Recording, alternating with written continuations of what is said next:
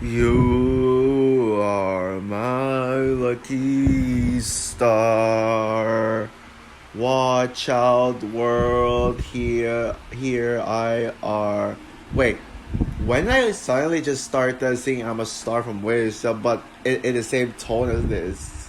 Oh well, this isn't Wish I'm reviewing. Hey guys, this is Frozen Wish Studios here, and welcome back to another movie review. With the release of Alien Romulus, I'm going to be doing a review on the Alien franchise leading up to it with Alien, Aliens, Alien 3, Alien Resurrection, Prometheus, and Alien Covenant. And yes, guys, I don't plan on reviewing the Alien vs Predator duology because I don't care and they're not even canon. So yeah, without further ado, let's talk about Alien. So Alien is the first installment in one of the biggest horror franchises ever, and it came out in the year 1979, the same year as Apocalypse Now, which is my favorite film of that year. Well, spoiler, yeah, this is my second favorite movie that's of 1979. Yeah, I already gave it away. And it's directed by Ridley Scott, the same director as the Best Picture winning Gladiator, Blade Runner, The Martian, Napoleon, House of Gucci, Thelma and Louise, Hannibal, and so many others as well. So many, and also he directed he also directed the both of the 2010s Alien films. And it stars Sigourney Weaver, Tom Skerritt, Veronica Cartwright, Harry Dean Stanton, John Hurt, Ian Holm, Yafke Koto, Bolaji Balachedo, Helen Horton, etc. And so the film tells a story taking place mostly in a spaceship where this spaceship named Nostromo intercepts a distress signal from a distant planet. Members so a trio of the crew led by Ellen Ripley herself, one of the most iconic female characters of all time period. Like pretty much goes and explores this strange planet and realizes that it's actually an alien planet. But after their discovery in that planet, they realize that aliens have actually come on board the ship. Yes, through pretty much infecting one of the one of the crew members on that planet. Yeah, aliens were aliens entered aboard the ship and started raiding it. So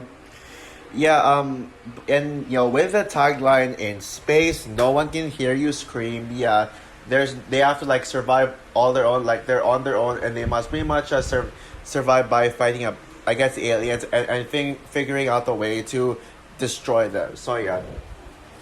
Now you all know how much I am anticipating Alien Romulus.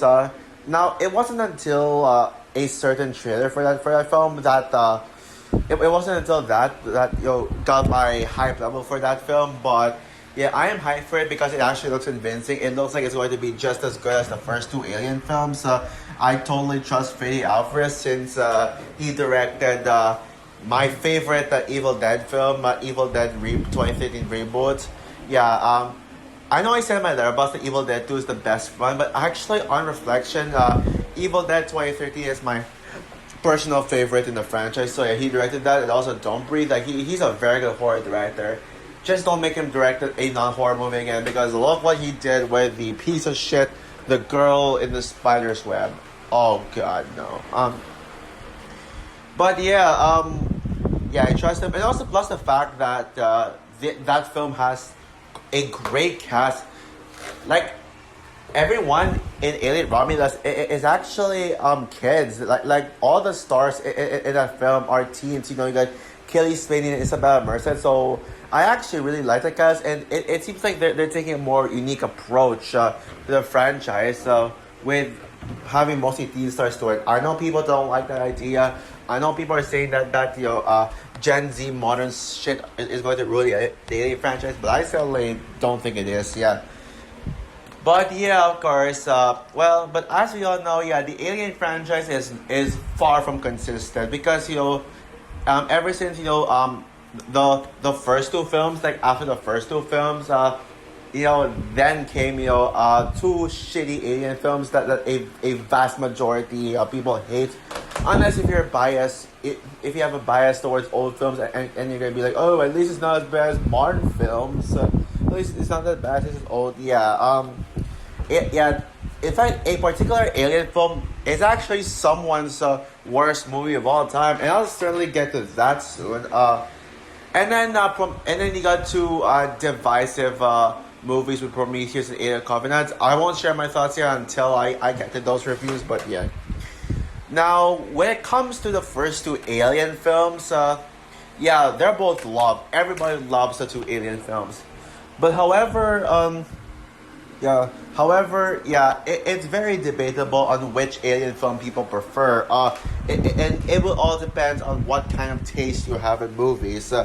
Because both Alien films actually do have a major difference. One of them is a slow burn horror thriller, and the other is an action film. But the one I'm reviewing is the horror one, the one that is much more slow paced, it's much more artistic, and and if I'm not mistaken, this is actually Ridley Scott's first blockbuster.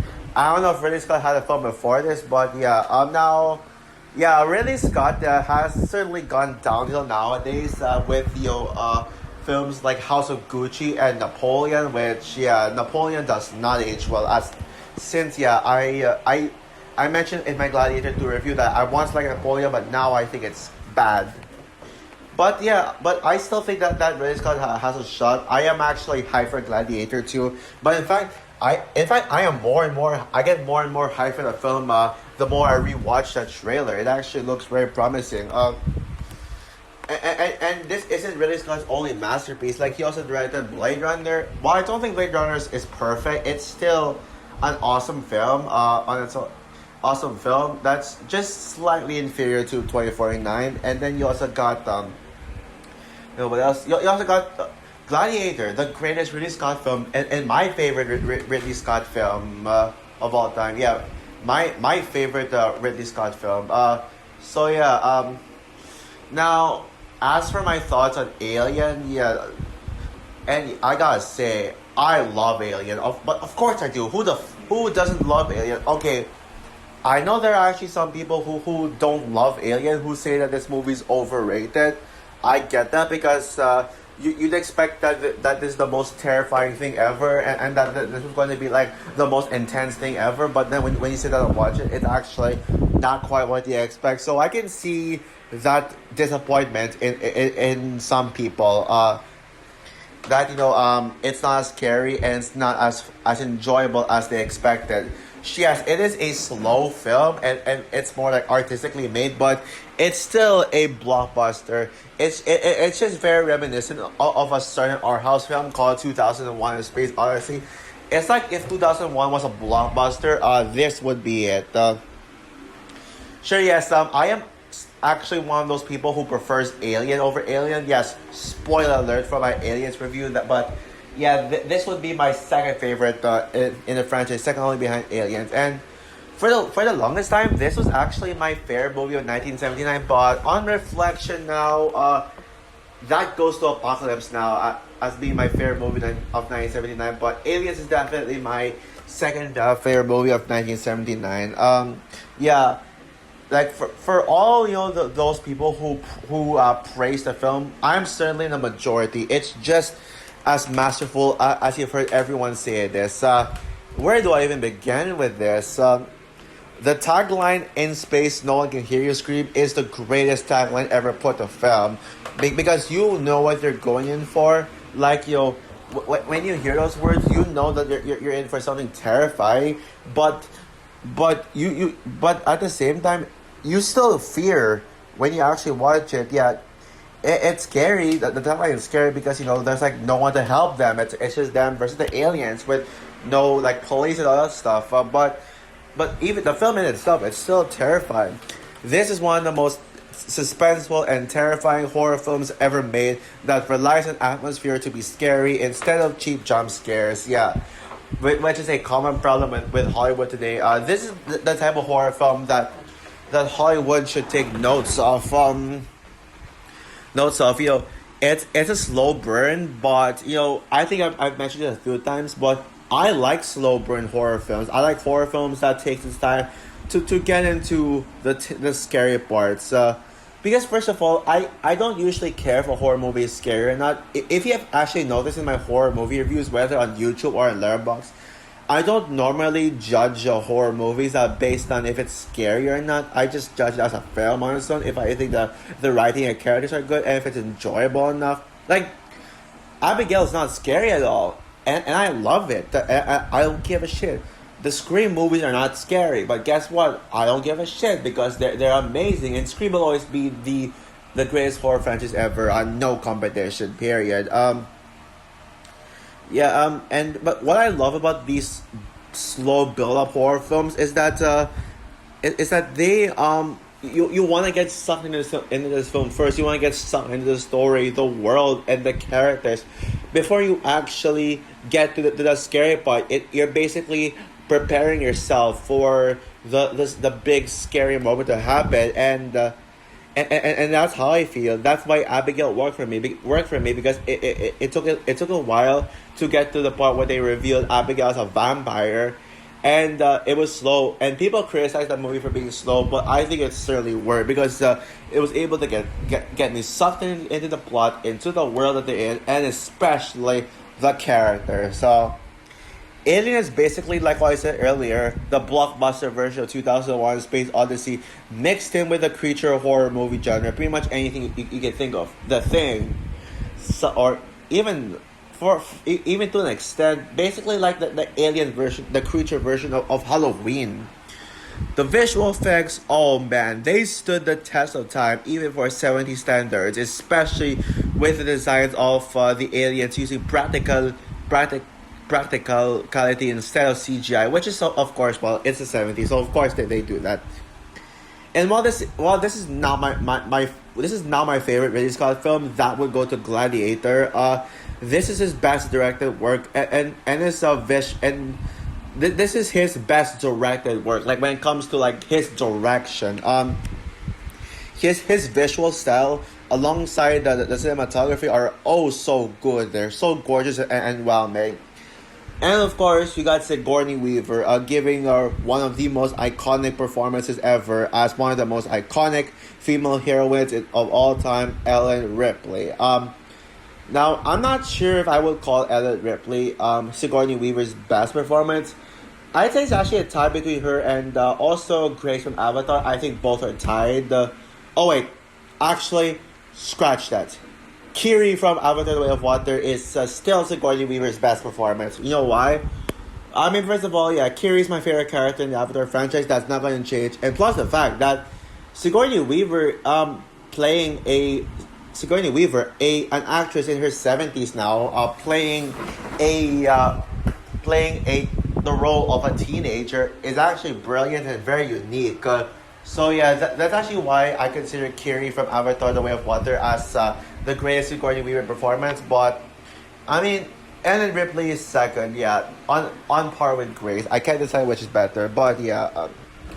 Now yes, this film has such iconic moments as well. Like any scene with a xenomorph in them, like any alien attack scene, and then you also got probably the most iconic scene in this franchise. No, wait, not this film. No, wait, technically the most iconic scene in the franchise is in Aliens, but the most iconic scene in this film, and what many consider to be the scariest moment, and I kind of agree, is the chest buster scene where this alien literally pops out of the guy's chest. Yeah, this is so iconic and so terrifying that it is so iconic that literally a lot of movies will reference this. Like, like even Ready Player One reference, an alien, the baby xenomorph coming out of a character's chest as play for laughs. Yeah, that was a great reference, by the way. But my personal favorite scene in the film would have to be Ripley's quote-unquote final moments before going to hibernation. When basically her final confrontation, when pretty much the entire crew's gone, and it's only Ripley left, and it's only Ripley left, and then Ripley would just sit around the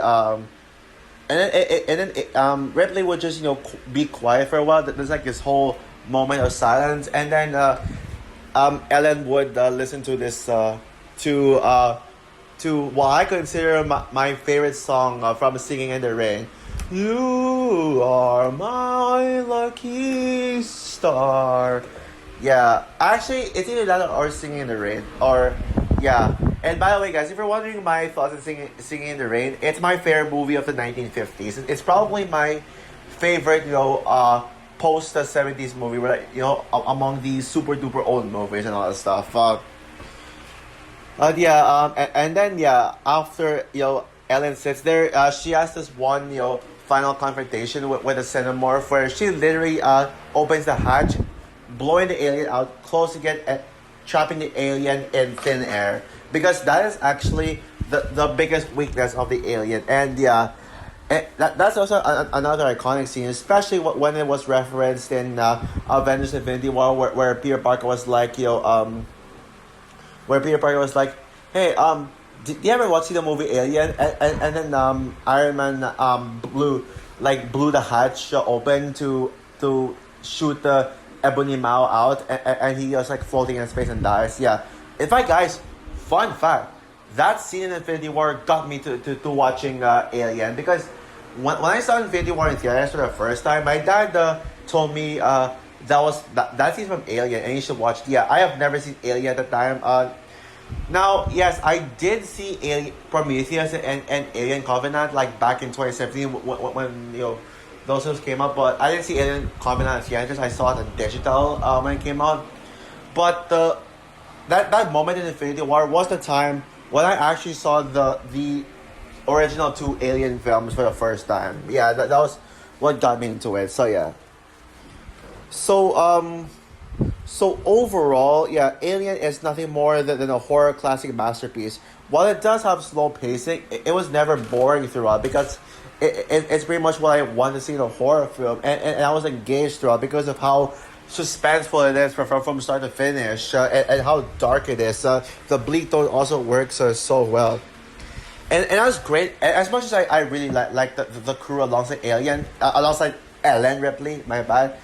The part like in the third act when Ripley suddenly becomes alone, and she's like all alone without any crew's help, it just made the movie a lot better. So with that said, I'm going to give Alien, of course, 5-star out of 5. Perfect movie. So as well for my review of Alien, what are your thoughts on the film? Do you love this film as much as the general consensus, or are you one of those people who finds this movie overrated? And I got a question to you all. Well, technically, I'll ask this in my Aliens review. Yeah, not right now. So yeah, comment down below, like, subscribe, hit the notification bell, and stay tuned for my review on Aliens. So yeah, bye guys.